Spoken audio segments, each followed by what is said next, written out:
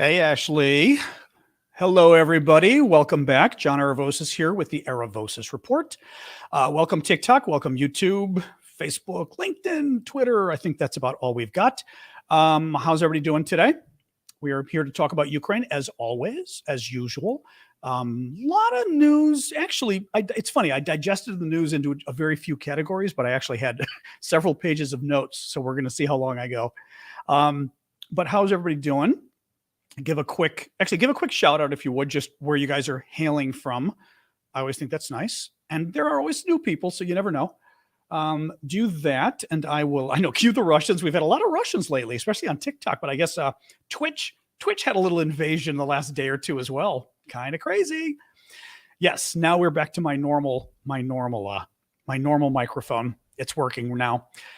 Anyway, guys, I will do the I guess let's start doing introductions here. So I'm John Aravosis. Thank you for the burger on TikTok. This is the Aravosis Report. Every day, Monday to Friday, 6 p.m. Eastern, I come on and I talk about the latest from Ukraine, try to summarize the news for you guys, and try to also give you my take on what it all means. Thank you for the hat, Mike, and Inspired Woman. I will go about 20 minutes with the news, and then 25 minutes max, and then we'll break into a question and answer period for about a half hour or so till around 7 o'clock Eastern. And there we go. So to submit questions on TikTok, they make it a little bit difficult. You've got to go to my profile and look for the Q&A link. It's a lot easier than just submitting them on the screen. Sometimes I'm looking at the screen, but not always. Oh, connection is bad. Why is the connection bad? Ruh-roh. It's claiming lost connection. That's not good. Unless my internet is how's my connection doing on YouTube? Because it's I can even tell the TikTok app is saying the connection went bad, and I don't know why. That's okay. It's back now. Woo, that was weird. That was weird. Connection's bad. No, connection's back. Yeah, I can tell because the TikTok. Oh, jeez, great. My Wi-Fi is coming in and out today. That's lovely. That's lovely. Hey, guys, I'm hailing from Washington, D.C., but my Wi-Fi is being evil, which is why we're having a problem with the connection on TikTok, and I am not happy about this. How's the connection going on YouTube? Just check in, because TikTok, it's even warning me that the connection's bad.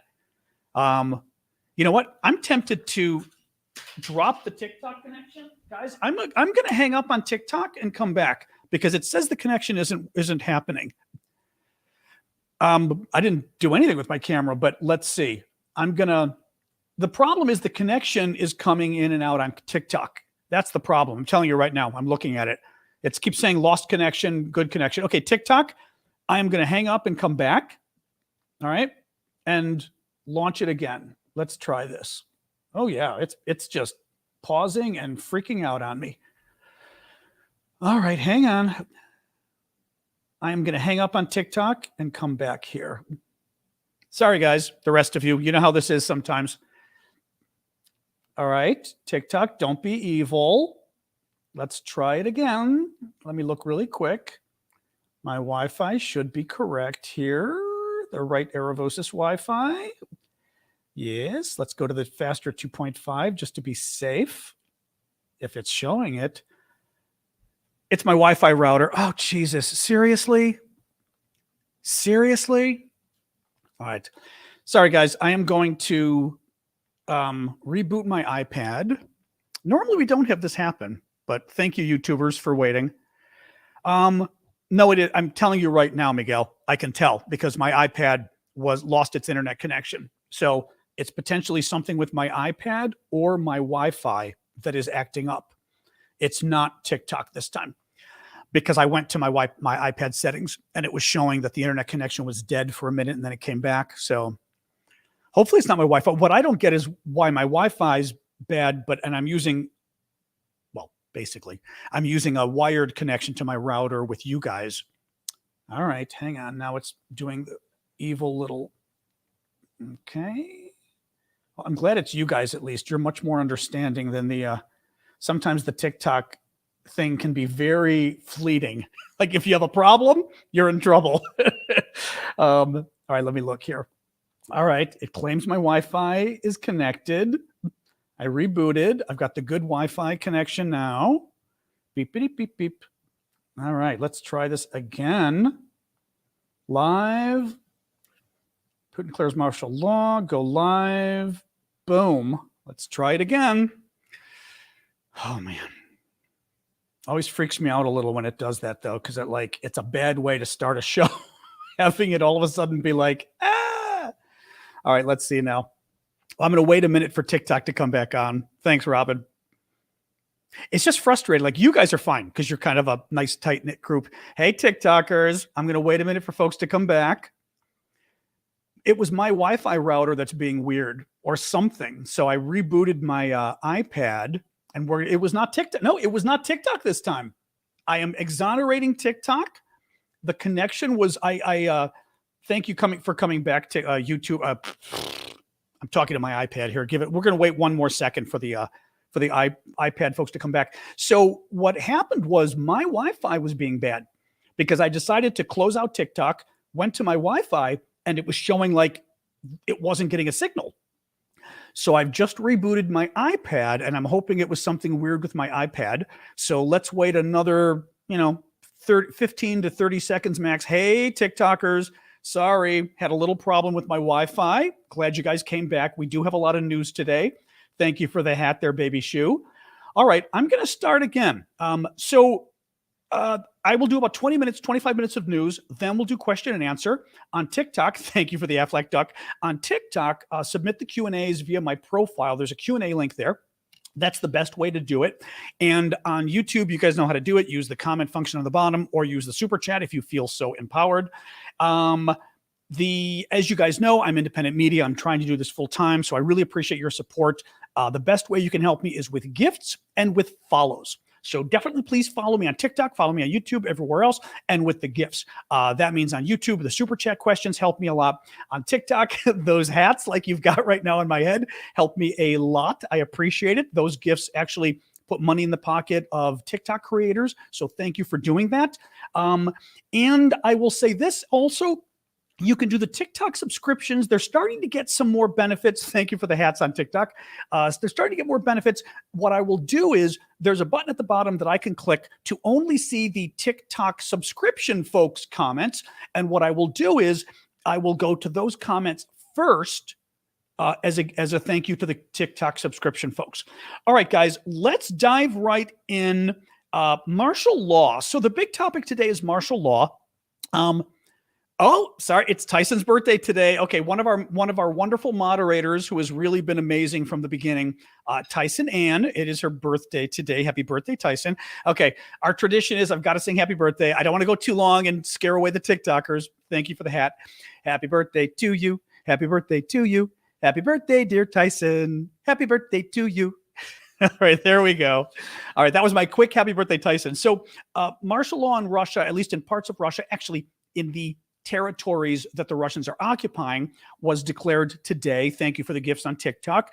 In terms of what it means, I'm going to get to that in a second. What I want to show you really quick is I've got some video because we do a lot of fundraisers here on my channel for Ukraine, and we have recently raised around $9,000 to provide rocket stoves to families in Ukraine in territory that was recently liberated from the Russians.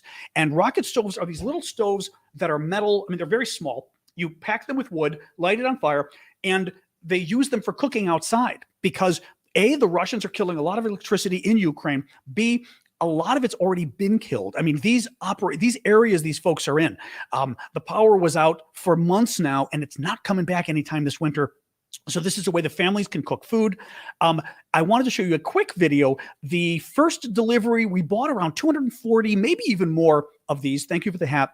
And the first delivery of 10 went out today. This is in the region of the town of Kupiansk, which you may have heard of. You can Google it, Kupyansk, Kupiansk.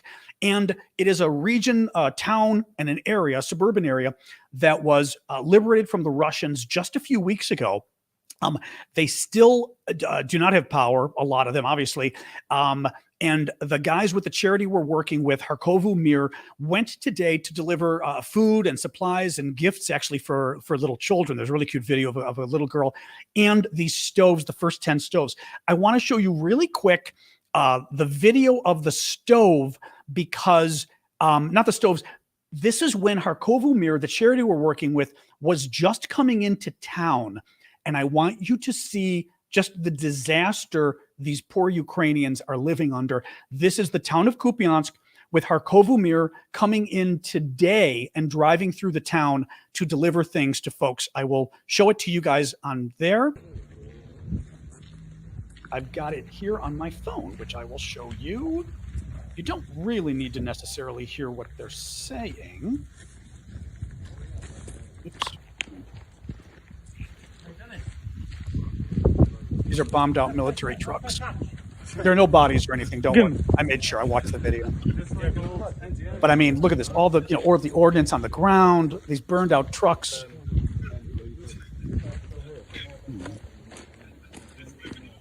Now, this is a few weeks after the fighting because this was liberated, like I said, 2-3 weeks ago.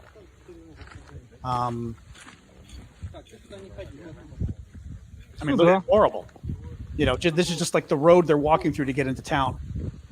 And again, the bodies, thank God, have already been removed. But just, and it sort of ends with showing a military, with sort of the, look at this, the sort of anti-aircraft guns. Yeah, just, I mean, crazy. So Vlad said they delivered 10 of the stoves today. They delivered 10 of the stoves today. I asked him if he had video of the deliveries, and he said, no, we're going to get that in a few days because the area they were in today, it has been liberated from the Russians, but it is not fully under the control of the Ukrainians yet. So they made them put their phones in a box, the military did, to cross the checkpoint. So they were able to film this, but once they got close to the homes, they had to put their phones in a box. The military took them, and then they were able to deliver things to the people. I've got chills even telling you this. I'm like, it was just crazy. So in a few days, they're hoping to go into some other areas that are more secure where they can actually get some video, just assuming people agree, just to show you guys the delivery. But anyway, thank you again. I'll continue with the news. I just wanted to show you, the deliveries are happening. So the Russia is losing its grip on Kherson.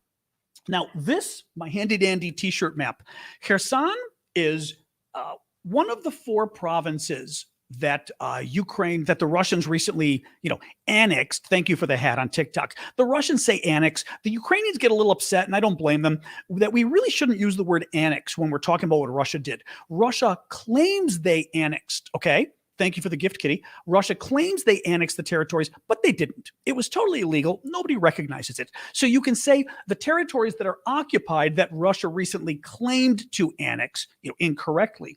Well, there are these 4 provinces here. This is Crimea in the south that the Russians stole in 2014 when they invaded. The province of Kherson, Kherson, is the one right here. Now, there has been a lot of fighting going on and a lot of good fighting. I mean, the Ukrainians have been doing very well here, and you've also been hearing about a lot of fighting over here. Now, this is in eastern Ukraine. Kupiansk, the town I just showed you, is in this area. It's really not that far away from the front. It's right before a river. If you Google Kupiansk, you'll see. And just a couple miles east of the river is where the fighting's currently going on. But Kherson down here, the fighting has been happening north of the river. Now, I always like to show you guys really closely. You see how you see the town of Mykolaiv. You see there's a river there, the river cutting through Ukraine. I'll show you guys. And the town of Kherson, the capital of the region, is actually north of the river. Now, that's important because the Ukrainians have been bombing the 4 bridges going across that river for a while now, for a couple months. They've pretty much taken out the bridges entirely. They're almost entirely unpassable. It is impossible for the Russians to use those bridges to resupply their troops that are north of the river. Now, this is an important point too. And again, this is one of the 2 big areas where all the fighting is now happening in Ukraine, okay? I mean, most of the fighting is happening. So north of the river, the Russians have about 15 to 25,000 troops, okay? 15 to 25,000. The rest of the Russian troops in Ukraine are on the east side of the river or south, depending where you're looking. In other words, they're down here, they're down here, they're down here, they're over here, they're over here. All of this is south or east of this main river that cuts Ukraine in two. The only place where Russians have troops north of the river or west of the river is here in Kherson, where they've got 15 to 25,000. Well, that's really important because the Ukrainians have been making a big push to take back that area north and west of the river because it puts the Russians in a real bind for a number of reasons. First of all, those bridges, as I told you, have pretty much been destroyed. So the Russians are in a spot where the more the Ukrainians push at them, the more they've got to go back against the river. And, you know, you'd rather not have to cross the river at the last minute, because at the last minute, there's a lot of gunfire that's going to be taking you out when you're trying to cross the river. The second reason it's really important, thank you for the hat on TikTok. The second reason this is really important, this land north of the river, is because this is Odessa over here. It doesn't really show very clearly on the map, but Odessa, very famous Ukrainian town. Thank you, Debbie, for that. Very famous Ukrainian town, and the Ukraine's really major port, okay, in the, well, not in the south, Ukraine's major port, period. Now, Ukraine used to have ports around here, but the Russians stole them because the Russians are occupying this territory right now. They used to have ports here. Russians stole it. So Ukraine's ports that are left are mostly here. Well, if the Russians are north of the river, it leaves them in a good position to eventually attack Odessa, which is over here. If the Russians are south of the river, it means they've got to attack Odessa over the sea, but they can't just do it by land. Now let me look at some of my notes to make sure I'm not missing stuff. So the Russians are starting to lose their grasp on that northern part of Kherson and the capital itself, which is called Kherson. The Russians are getting so worried about it that the proxy government, in other words, the fake government that the Russians put in place to run the occupation, has called for moving as many as 60,000 Ukrainian civilians from that western side over to the eastern side of the river. Thank you for the guitar, or boy. Now, part of this is propaganda. Part of it is the Russians trying to tell the Ukrainians who are there and the Russians who are there, Russian citizens or whomever, oh, the Ukrainians are going to kill you. They're crazy. They're going to bomb you. They don't care. They're going to bomb you indiscriminately. That's what the Russians do. That's not what the Ukrainians do. So part of this is Russian propaganda, simply to freak people out. But that's not the only thing. A few more, I've got a sort of number of different points here. The Russian commanders a while ago wanted to retreat and cross the river and have a much safer position, defensive position there. Putin overruled them and said, no, you're staying. Keep that in mind. The New York Times explained that Ukrainian howitzers are now nearly within range of the bridges and the river ports on that side of the river, the Dnipro River, which Russian troops would have to cross to retreat eastward towards Russia, military commander said. Those guns could make a pullback bloody and chaotic for tens of thousands of Russian soldiers now on the western bank. Once in range, the Ukrainian howitzers could deliver round-the-clock barrages onto these escape routes, in contrast to the intermittent fire from long-range rockets now. So this is why it gets really important. The commanders wanted to withdraw now when it was relatively safe for them to cross the river. The bridges are a disaster, right? They've got to cross the river with pontoons, these pontoon bridges that take a while to get set up. They can be shot down or sunk, basically, by the Ukrainians, but the Ukrainians can only fire intermittently at them, meaning they fire now, they've got to reload, they fire again. It takes time. When the howitzers get there, the Ukrainians can fire basically nonstop at the Russian troops, who would then be trying to retreat. Sasha, you got to wait, kiddo. Sorry. My dog is whining at me. She wants to be covered with her blanket. I'm on a roll, kid. Maybe in a minute. So that's why it's so important that Putin didn't let these commanders go. It's so important why the Ukrainians have been hitting these bridges for months. You may remember hearing about the Ukrainians constantly hitting bridges the last 2 months. I mean, there's the Kerch Bridge in the south, of course. We all know about that a couple of weeks ago. But the other bridges were these bridges. Martial law. Let's talk about martial law. That's the other big story today. So Putin declared martial law. Thank you, Custom. Putin declared martial law in the occupied territories that Putin claims he annexed, but he didn't. And he's declared martial law in the 4 annexed territories allowing the authorities to impose curfews, seize property, imprison undocumented immigrants, establish checkpoints, detain people for up to 30 days, and forcibly resettle residents to another region. Thank you, Custom, for those again. Putin also ordered the creation of territorial defense forces, a type of civilian militia. All of this, by the way, I'm getting from the New York Times, a type of civilian militia. Sorry, I'm looking. Custom is sending so many things on TikTok. I got distracted. Thank you for that. And thank you for the lights from Annie as well. They also passed a law. So they got the martial law.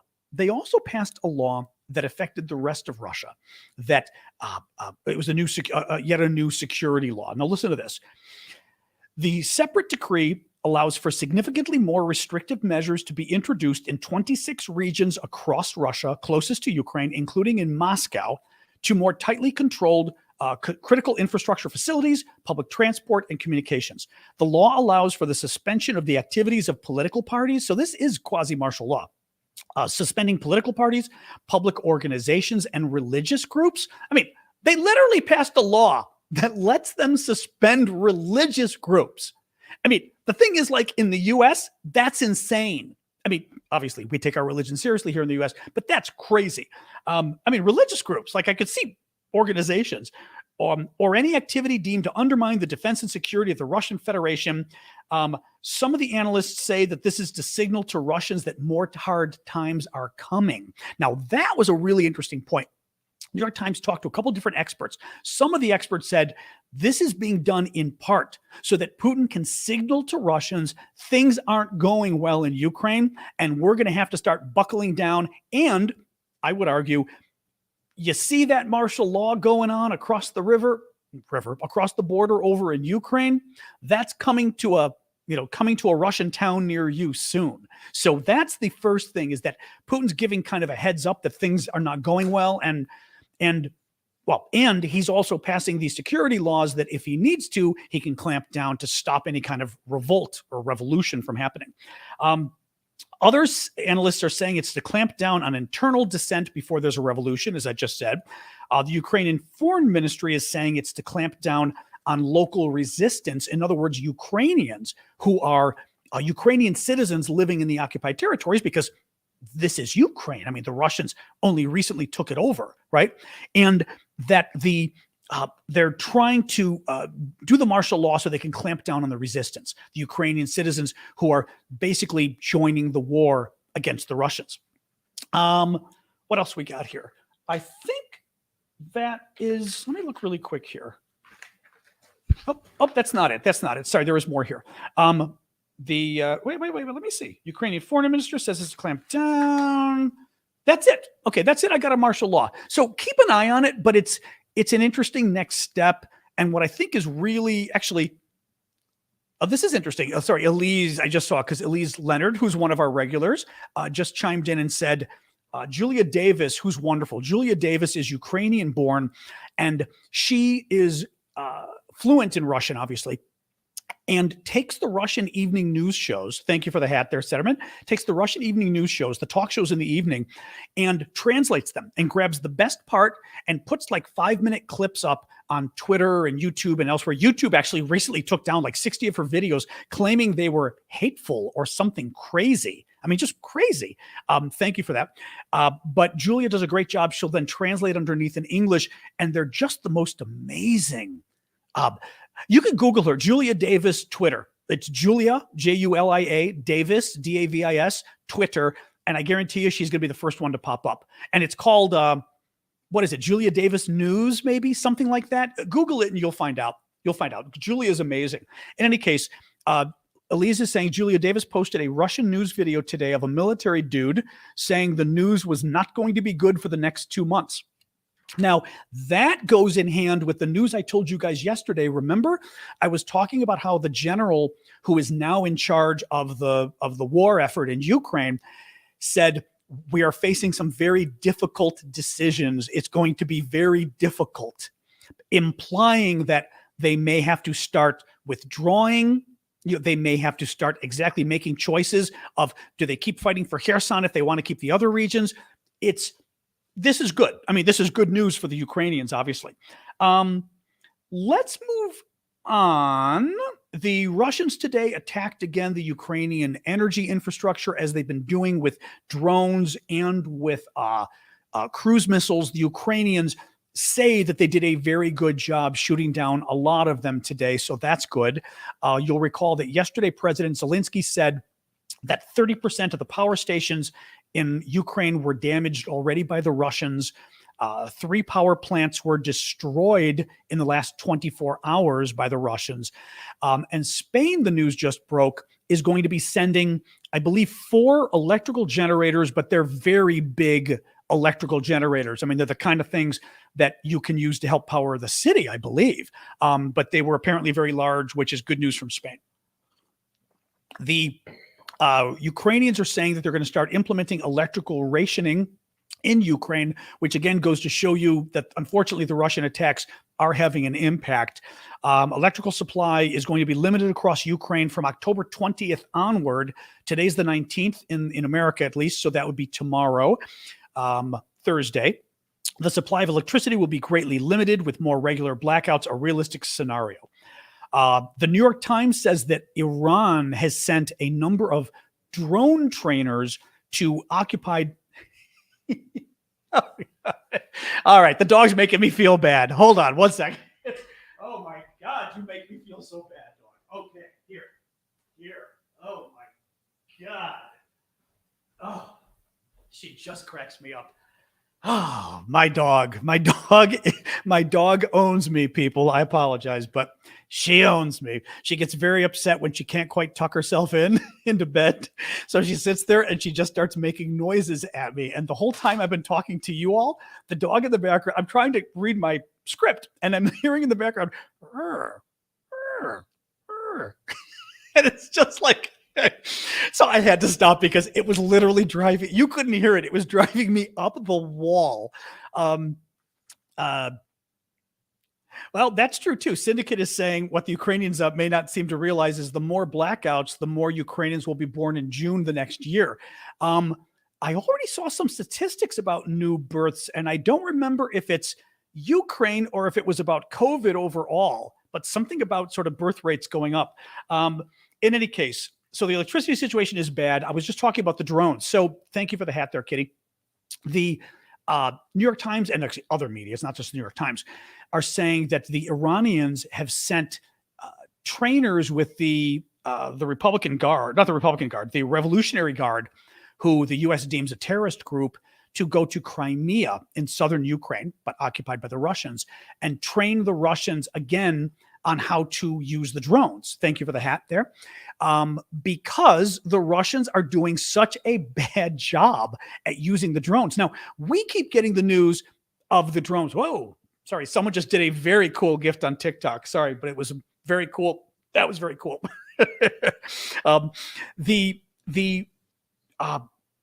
The Russians are doing apparently such a bad job using these drones. And it's funny because we hear about it and we only hear about the drones taking out power, killing people, causing a lot of damage. But apparently, thank you for those gifts. I do see them, even if I can't stop every second to thank you, but I am watching.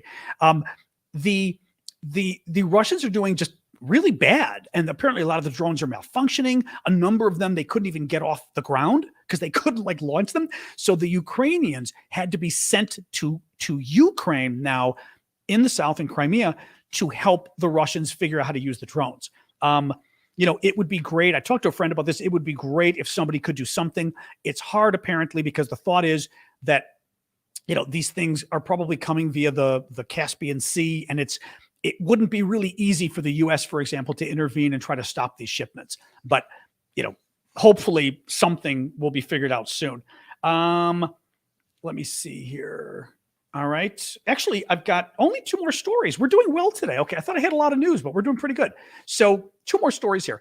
The European Union, thank you for that on TikTok. The European Union is going to introduce new sanctions on Iran for joining Russia's war against Ukraine. And the UK military intelligence, thank you for that. UK military intelligence put out a quick, they put out really interesting updates on their Twitter account. And they put out a quick update earlier today, their intelligence update for today.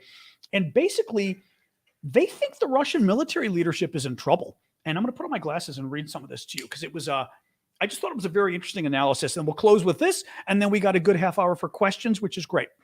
8 months into the invasion, major elements of Russia's military leadership are increasingly dysfunctional. At the tactical level, there is almost certainly a worsening shortage of capable Russian junior officers to organize and lead newly mobilized reservists. They then talk about that story I was telling you guys yesterday about the well, I'll read this to you. Eyewitness testimony suggests that the shooting of 11 Russian soldiers, I have heard as many as 33, according to other sources, but British military intelligence is being conservative, which is smart, right? You know, what we know 11. 11 Russian soldiers were shot and killed near Belgorod by a fellow recruit on the 15th of October, occurred after an officer's abusive comments towards ethnic minority recruits. What actually happened was they got into some discussion. The officer had claimed that the war, they were at a shooting range and they were, you know, new recruits and they were practicing their machine gun fire. And the officer turns and says something like, you know, this is a holy war we're fighting in Ukraine. Well, the troops he said it to, there were a number of Muslim troops there, and 3 of them were from Tajikistan, and they're Muslim. And one of them turned and said, well, you know, it's not a holy war unless it's Muslims fighting infidels, you know, or Christians or whoever, but it's not a holy war when it's Christians fighting Christians, and especially when it's Eastern Orthodox Christians fighting Eastern Orthodox, like you're even the same religious groups. You know, the Russians are pretty much the same religion that the Ukrainians have, which is pretty much the same religion that I have, being Greek Orthodox, okay? So they're saying, so that's what they said. It's not a holy war. The officer got pissed off, I guess, that they, you know, the Tajik was too smart for him. And he turned and he said, well, your Allah is a coward. And the Tajik, very religious, got upset, told his other fellow Muslims, there were 3 of the Tajiks that shot, told his other fellow Muslim recruits to get out of the way, the 3 of them lifted their machine guns and opened fire first on the officer that criticized Allah, which is the Muslim word for, the Arabic word, I should say, for God. They first opened fire on the officer, killed him, and then continued to fire at all the other Russians who were there, the non-Muslim recruits that were there. At least killed 11. The Russians admitted that 11 were killed, and possibly as many as 33 were killed. I mean, really, really kind of amazing. So ISW is bringing this up and says, poor lower level leadership is likely worsening the low morale and poor unit cohesion in many parts of the Russian force. This was something actually I mentioned yesterday. I'm glad I got it right, which was it doesn't just show you that the Russians are not getting along with each other, that the Russian military members are, you know, this is not a sign of a really functional, it's a dysfunctional military is what it is. But it also shows you, because I was mentioning, this is an officer who did this. Why would an officer turn and mock the religion of somebody serving under him? Like, why would you, not to mention, I'm sorry, you're an idiot, and somebody holding a machine gun, mind you, but why would you mock somebody's religion? Again, as they're saying, it's also a sign of poor leadership as well in the military, a poor officer corps, which I think we all kind of knew, but still. Finally, listen to this, their final point. 4 of the 5 generals with direct operational command of elements of the invasion in February 2022 have now been dismissed. So 4 of the 5 generals who were in charge of the war have been dismissed. Their replacements have so far done little to improve Russia's battlefield performance. The lack of command continuity will likely be more disruptive than in a Western military because under Russian doctrine, the development of plans sits, I see that little origami, thank you. The development of plans sits largely with the commander personally rather than as a collective effort across a broader staff. What they're talking about there, and we've talked about this on a number of shows, is the US military, the Western military, and now the Ukrainian military, because NATO has been training the Ukrainian military for years, empowers a lot of the lower level, you know, military, the guys and women in the military to make their own decisions. In other words, it's not a situation where literally, you know, each of us makes our own decision. It's not like that, but meaning you're empowered as a smaller group of people to make a decision on what you're going to do today, what you're not going to do. Are you going to, hey, we now see that the Russians are actually moving over there, so we're going to change our plan and we're not going to attack this town. We're actually going to attack that town. You could make that decision. In Russia, that decision is made very, very, very high up, potentially even as high up as generals. And if you're a low-level person, you don't get to change that decision. So that you just keep plodding along, even if it's a disaster, what's going on. So what they're saying is the guys who make these decisions for all the low-level troops keep being replaced. And every time they replace them, the lower-level people now get all their plans like changed and screwed up. And now they've got yet a new person. It's like changing your boss, but like literally changing your immediate boss is what it's like. So that your immediate boss has been running you, and now all of a sudden you got a new boss, but it keeps happening 3, 4, or 5 times. So anyway, again, good news though, because that means the Russians are having a very bad time holding their military together. And as I said, things are getting interesting. Things are getting very interesting. There was one final point somebody had told me, and I'm sorry, we will do questions next. But the Russians have now pretty much closed off the borders or they've tried to close off the borders to the territories that they're occupying, okay, and that they claim to have annexed. They didn't annex, but they claim. At the same time, there are now reports that the Ukrainians have cut off entry to a lot of the same areas. In other words, for example, aid groups, groups providing humanitarian aid, are having a much harder time entering areas because the Ukrainian military isn't letting them in. And the thought is something big is coming, but it's not clear what.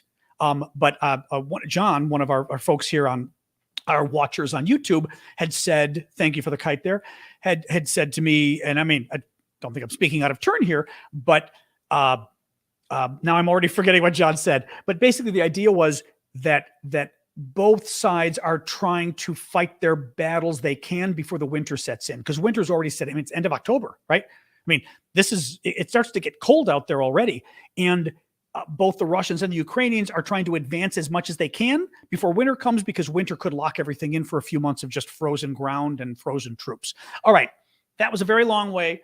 You know what? I'm going to start first. Let me click on my subscribers button, and I'm going to see if any of you, thank you for the balloons there.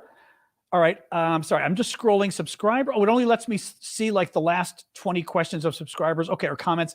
I don't see any subscriber questions, so that's okay. Go back to comments in general. All right. Let me look at the Q&A on TikTok, because I often start with YouTube and I'm trying to give you TikTokers a little more love. Oh, and thank you.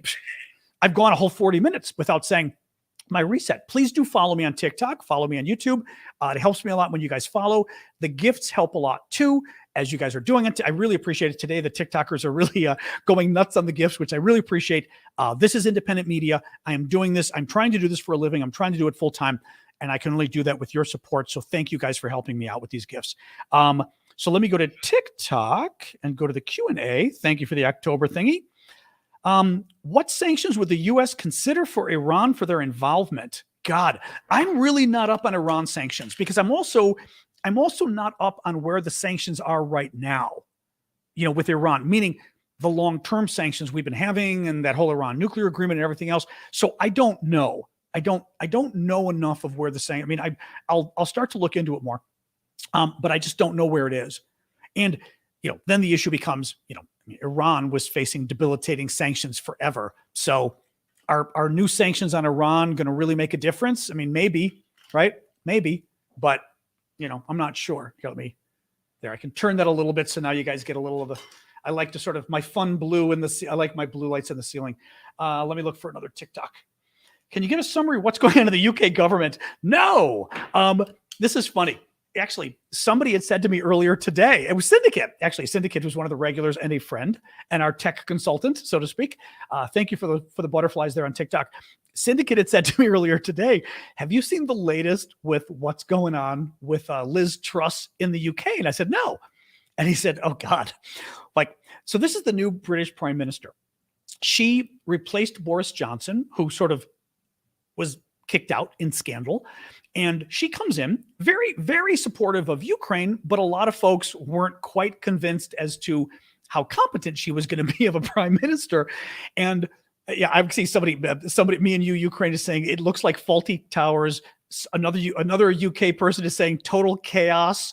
Truss is not going to last much longer. They want her to resign already. It's just so embarrassing. This is cute. All the Brits are weighing in. Please don't. I'm embarrassed to be English. You guys are making me crack up here.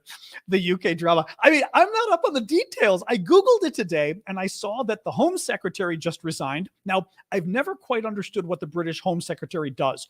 Bottom line is, I know it's an important cabinet, or we would say cabinet position here in the States. So it's an important, like, minister, so to speak. But she got destroyed at that, the question period. I forget what do they call it when the British Prime Minister goes to Parliament and what is it?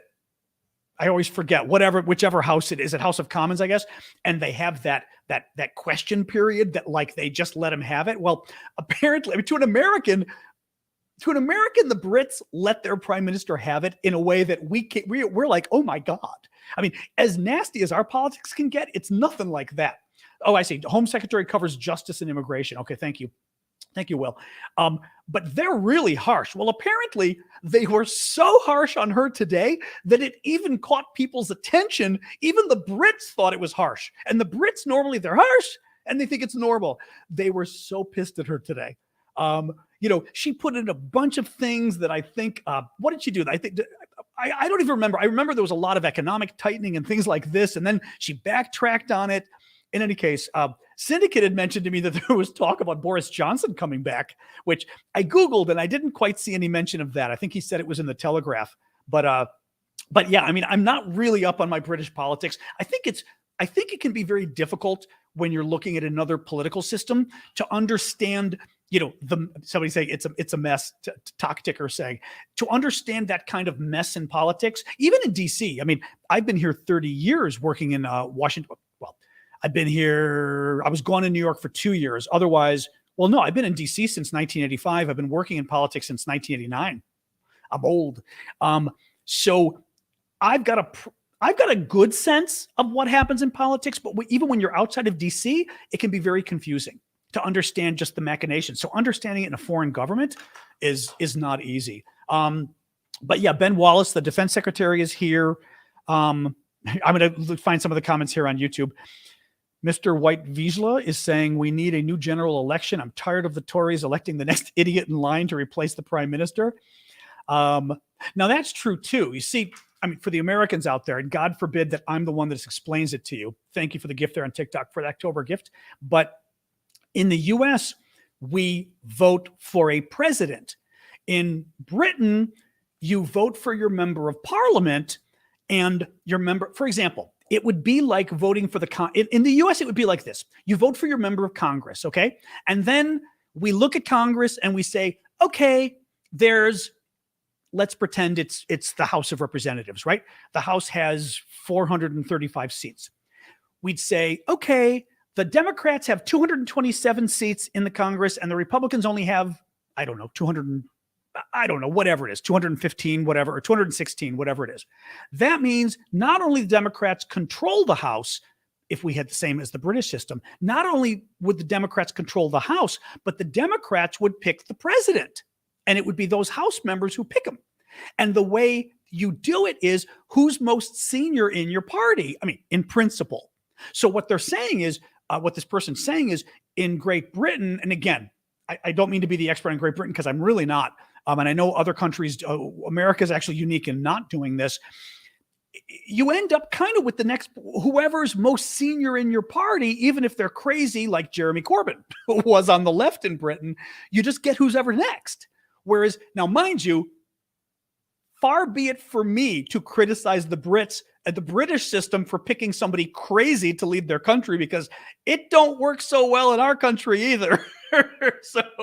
But nonetheless, it's a really weird, right? The leader of the Democrats would become the next prime minister, would become the next president, if that's the way it worked. And it's the member of Congress so Nancy Pelosi would be the president, but she'd also be a member of Congress. It's really crazy. Not crazy, but it's It's interesting.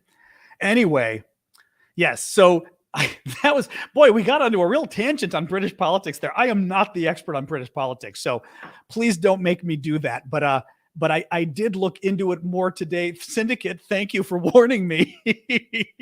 Otherwise, I wouldn't have been really up on this at all. Hold on, I'm going to look here and see Q&A TikTok. How bad is it going to be for Ukrainians if Kevin McCarthy gets speaker? So, at the risk of TikTok disappearing again, thank you for the hat there. I talked about this the other day, and we'll talk about it again, and it's coming up. The current polls show we've got elections in America, congressional elections coming beginning of November. I keep forgetting to look. I think it's November 4th. It's the first Tuesday in November. And hello, Ireland, Tommy Malone. Isn't that an Irish name? So we've got U.S. elections coming up for Congress November 4th or so. Current polls suggest that Democrats may or should hold on to the U.S. Senate. Thank you, or J.A. Waldman, maybe, and Stephen, that the Democrats should hold on to the Senate, but currently the Republicans should win the House of Representatives. If the Republicans win the House of Representatives, the person who would be the next Speaker of the House, which is what we call the head of the majority party, okay, making the decisions, would be Kevin McCarthy, who has been the minority leader, as we call it, for a while now in the House, the leader of the Republicans. McCarthy came out the other day and said, if I'm Speaker, there aren't going to be any more blank checks for Ukraine. Democrats are, we're going to have to get some of what we want, what Republicans want, like immigration reform and border security and this kind of stuff. And, there are a number of problems with this. First of all, the idea that supporting Ukraine, like you need to offset Ukraine funding with something Republicans want, as though Ukraine is just a Democratic issue, stopping a genocide, stopping the Russians, right, from potentially attacking NATO next. That's a Democratic issue?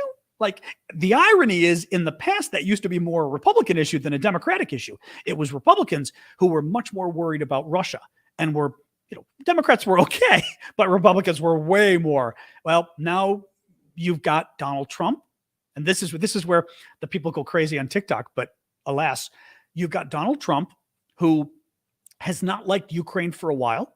I've said this before. Somebody got in his ear and convinced, Trump has said this, that Ukraine conspired in the 2016 election with Hillary to stop Trump from being elected. Then you had the whole craziness with Trump calling Zelensky in 2018, I think. And when Trump called him, remember, and basically was talking about the weapon systems Zelensky wanted. And Trump said, "But I'd like you to do me a favor, though," was the quote.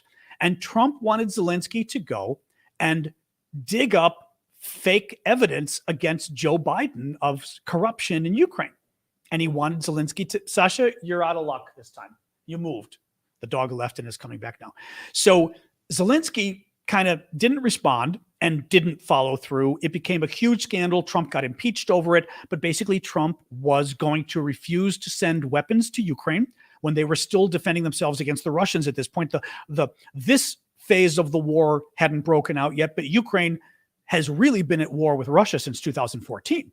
And Trump refused to give them weapons unless they created a fake scandal to go after Biden, to help, in other words, Ukraine helped Trump win the election. Crazy. So what happens now? Trump, in the last several months, has been critical of Ukraine, critical of Ukrainian funding. And recently, in the last week or two, he went nuts on it, and just was like, we shouldn't be paying this when we've got problems at home. And So Trump clearly has put out the message that we should no longer help Ukraine. The Republican Party is owned by Trump. He runs it. You will find Republicans who say, why do you guys keep talking about Trump? This is another example, because Trump is still running the Republican Party. Trump has set the Republican Party's message for Ukraine for his own crazy reasons. I mean, because it is crazy. I mean, it is crazy. These crazy conspiracies about Ukraine. Trump is also a big buddy of Putin. I don't think Putin's a big buddy of Trump, but Trump is a big buddy of Putin. Trump likes autocrats. He likes Kim in North Korea, right? He likes Erdogan in Turkey. He likes dictators. And Trump set this up and they did it again. Okay. This is really, and they did. And the Trumpers complained again on TikTok and got it killed again. Boy, these people are so bad. They are so bad. I'm just going to turn it back on, but they're so freaking bad.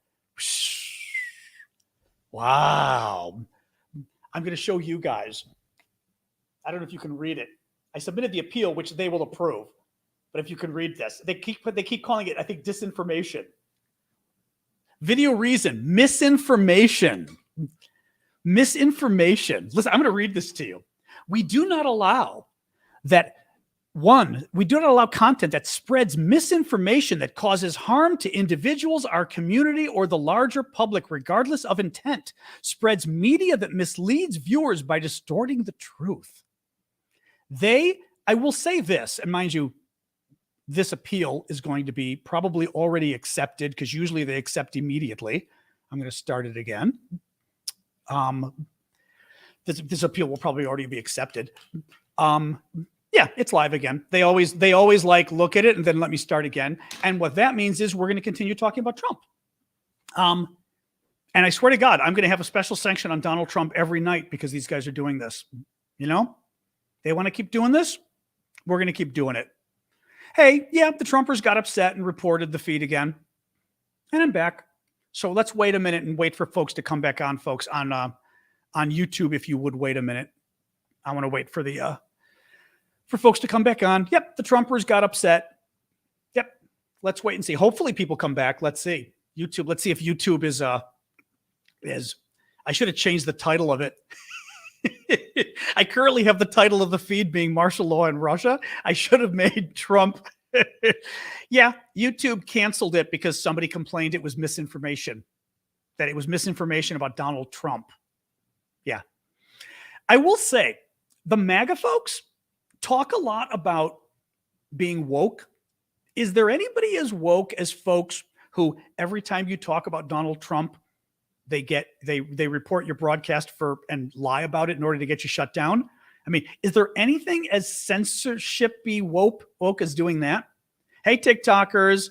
Yeah, I predicted it. Yep. Somebody reported, I've got the thing. Somebody reported my my live for misinformation. Clearly, every time I talk about Donald Trump, this has happened 4 or 5 times now. Even when I had David Frum as a guest, I had Matt Lewis as a guest, both big Republicans. Both times, it got shut down because we were talking about Trump. Last night or the night before, it shut down. We were talking about Trump, and now again. All right, welcome back, TikTokers. We were talking about Donald Trump, and we were talking about why it is that the Ukrainians could be in trouble with if Republicans take back the U.S. House of Representatives, as the current polls show. Kevin McCarthy, as I was saying, who is the Republican leader in the U.S. House. He will be the Speaker of the House, which is the top position in the U.S. House in America. Thank you for the train there. That's true. I think, by the way, we ought to have a new policy. Not a policy, excuse me. How do I phrase this? Because TikTok doesn't like you to do a quid pro quo for gifts. This is no quid pro quo. But when folks shut me down, if you wanted to give me gifts to thank me for being here and to show the folks that we're not going to take it, I would not object to that on TikTok if you want to do that. TikTok is back now, yes. If TikTok's back now. Sasha, you got to wait. So thank you, TikTokers. So in any case, the concern is that Trump clearly doesn't like Ukraine. Trump has always had a like of Russia and a like of Putin. And unfortunately, the message got out there. It has gotten out to Fox News. Thank you for all the gifts on TikTok. It certainly got out to Tucker Carlson on Fox News, who's really been the worst. I mean, Carlson has been nonstop in terms of attacking Ukraine, in terms of putting out conspiracy theories about Ukraine, the crazy stuff about the biolabs and, biological warfare labs, all this kind of crazy stuff that isn't true. But the problem is it started with Trump, who doesn't like Ukraine, thinks there's a conspiracy in Ukraine to stop him from being president. Oh, thank you for that, Flower Lady. And Matt, by the way, as well. And Fox News followed him. And then you had the top, maybe activist Republicans. I'm not sure what to call them. Marjorie Taylor Greene, Lauren Boebert. Thank you for the glasses. Matt Gaetz in Florida. Those guys are super duper anti-Trump. Then you had the new anti-Ukraine.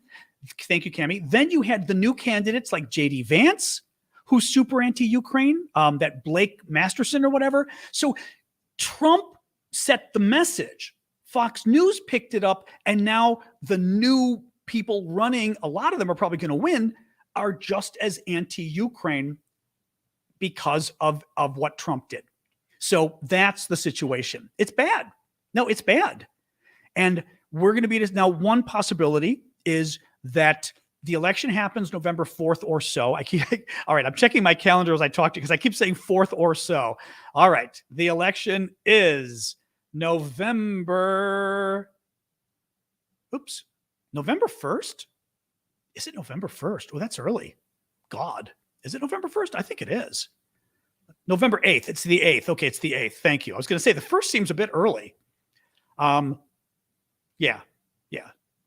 Just pulling this up. Yeah, election day is the 8th. Thank you. I knew it wasn't that early. Yeah, it's the 8th. Okay. So the election happens November 8th. Let's say the polls are right and Democrats lose the House of Representatives. The Republicans would not take control until a new Congress is sworn in. That happens in early January. So you would have what is called a lame duck session where the Congress would stay Democrat controlled until, I don't know, January 4th, something like that. And in that ensuing 2-month period, the Democrats could still try to pass legislation to fund Ukraine, for example. But it depends. I mean, the Republicans could block it. Who knows? I mean, not in the House. In the House, you can't block it, but in the Senate, would they block it? Thank you for the gifts there. It's hard to say, Let me look for some more of your comments here. Miguel is saying, what do you think about this? What if Trump gave Putin our missile secrets in exchange for distracting the American public while his trial's going on? The thing is, I don't think so, Miguel. I mean, let me put it this way. I am not a fan of conspiracy theories, unlike Trump. So I am not going to be somebody who subscribes to, something unless I've got some evidence, Clearly Trump wanted to do something with those classified documents. I'm not clear it's as simple as just giving Putin our missile secrets. Knowing Trump, it could have been to show off for women too. I mean, he was certainly, by the way, he used it. We found out from Bob Woodward, who was the Watergate reporter, one of the two big Watergate reporters, back from the 70s. And Woodward's now, really probably the most famous American reporter today, I would think, alive, I would say. And Woodward has been releasing tapes of his, like 8 hours of tapes. I think it's an audio book of his conversations with Donald Trump for Woodward's book that came out like a year ago, whenever the book came out, months ago. And in the one I heard yesterday, Trump is talking to Woodward and he goes, okay, I'm going to show you something, but you can't tell anybody I did this. He's like, okay. Of course Woodward does. I mean, I don't know how Woodward did, but he goes, see, this is the letter Kim, I always forget the rest of his name, but Kim in North Korea gave me. And he gives him the letter to read. And the letter is assuredly classified. It's classified. I mean, everyone said the letter's classified. He can't be giving it. I mean, he can't give it to Woodward. He can't. I mean, he's not president anymore. And he tells Woodward, you can't tell anybody you saw it, that I gave it, that I have it, and that I showed it to you, which also means that Trump understood that there was a problem in him having the letter and in showing it to other people. Any case, So, but I'm sorry, my point there was in terms of having the classified information, Trump likes showing off. So some of it was showing off. Kim Jong-un, is that it? I always am wanting to think of Kim Jong-il and Kim Il-jung. Oh God. Because I've been like following them since the grandfather or whatever, and I can never keep track of who's who. Thank you for that on TikTok. Oh, is Anton there? Oh, hey, Anton Kirichenko. I was just telling Anton was following me on TikTok right after I followed him. And I was telling him Anton is the guy that folks mentioned, if I'm not incorrect, that folks had mentioned yesterday that there's a Ukrainian group doing aid for animals. And I don't know if it was on here or during the live or whether it was in our Discord that someone brought it up. but Anton's group is doing really cool work. I mean, I was looking at all their videos, doing really cool work, helping save animals during the war, which is kind of neat. Yeah, very cool. Wow. I'm trying to remember. Well, Anton, if you want to put a comment up that people know, or where can people go to your Instagram or whatever it was? I think it was on Insta. No, you got them on TikTok. Yeah. Just show Anton's, there it is. Oh, there it is. Animal Rescue Center for pets that lost their home because of the war. And on TikTok, he's Anton Kirichenko 1. So Kirichenko, if you know Russian or Ukrainian, it's pretty easy to spell. Anton, Kirichenko 1. And yeah, helping pets that lose their owners because of the war, which is so shit. I saw a lot of the videos on TikTok. The TikTok videos are really, I almost can't watch them because even when I watch like the Dodo videos that are on TikTok, they're called Dodo is the company. Even though I watch videos of animals being rescued and I know it's going to work out okay, it kills me watching the first part of the video where I'm watching this animal that is like abandoned and hungry and scared. And it's the craziest thing. I know they're going to be saved and it still creeps me out. I just can't watch it. But he's got a lot of good videos up. Yes. I'll do a few more questions since we got unceremoniously cut off by TikTok. Oh, that's crazy. Wow. Thank you for the flowers there. What else we got going on here?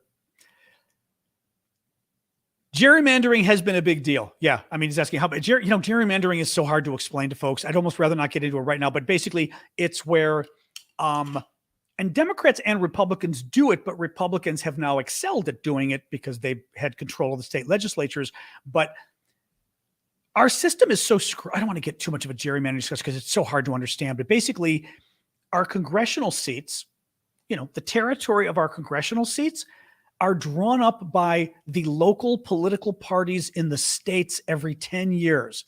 And the state that controls the state government, in essence, gets to draw up the zones of the members of Congress, the borders of their territory. And of course, they draw it up in a way, if it's Democrat, they try to stop Republicans from having seats. And if it's Republicans, they try to stop Democrats. And it's crazy. I mean, both parties do it. Right now, the Republicans are doing it more because the Republicans have controlled more of the state governments. But like literally, it would be, I'm trying to see if I could even, it's hard to, here, I'm going to try to show you. Let's pretend that, I'm going to show you really quick, that there is, let's pretend like this is a city, or this is a state. It's a very simple state. It's got 4 squares on it. Hold on, I'm gonna get my magic marker. Just because this is it's crazy stuff. It's absolute crazy stuff. Okay? So you've got this state that's a square, and let's pretend that there's 4 squares in it. And that squiggle I've got there, that squiggle is black people. The state has, a population of black people living in that squiggle, and the other 3 squares are white. You might look at it and think, okay, well, the state should have, 4 representatives, 3 for the white area and 1 for the black area. I mean, I'm simplifying this. Obviously, it's going to depend on the population too. Let's pretend the blacks have 1 million people in the state and the whites only have 50,000, 50,000, 50,000. Well, you wouldn't make 50,000, 50,000, 50,000 and 1 million. That'd be crazy too. But let's make it more simple. Let's just pretend that there's equal population in each of these. It could be 1 million, 1 million, 1 million, and 1 million, okay? Normally, you'd think, well, if the blacks are 25% of the state, maybe they get 1 representative. Well, what gerrymandering does, and I'm trying to see if I can draw this. I don't have a piece of paper. I think I do. Hold on. I'm going to get another piece of paper and show you. It's crazy the way they do this. Oops. So gerrymandering, they would take the same square state. All right. I'm going to and I'm going to draw 4 equal congressional districts. Okay. I'm going to put a bunch of dots for the black community in 1/4 of the state. Okay. And let me I'm trying to think of how I want to draw this. Well, for example, you could do this. You could do this potentially. This would be one way to do it. Now, what you do there is, instead of one black area and 3 white areas, you've got 2 white areas and 2 areas that are mixed. Well, what if blacks weren't a quarter of the state? What if blacks were 20% of the state, right? Now you'd have, let's pretend blacks are 20% of the state. You'd have maybe 60-40, 60-40. So this is 60% white, 40% black, 60% white, 40% black. It's 60% white. White people win. So if you cut the state this way, you've made it so that you've now got 4 different congressional representatives that are all white. Very confusing, the explanation, but that's what gerrymandering is. It's not just about black people. It could be Democrats trying to take a Republican area and like a Republican city. You know, you could take a Republican town and carve out this quarter of the town, give it to this district, this quarter of the town to this district, this quarter here. And all of a sudden, this Republican town, usually cities are more Democratic, but this Republican town is now a minority represented in big Democratic districts. So there's no longer a Republican. It's a ridiculous system. It is just, I mean, again, I didn't mean it. That was way too confusing to get into. It's just a ridiculous system. And even worse, you'll look and you'll literally see, I kid you not, you will see gerrymandered districts that will go like, you know, like this.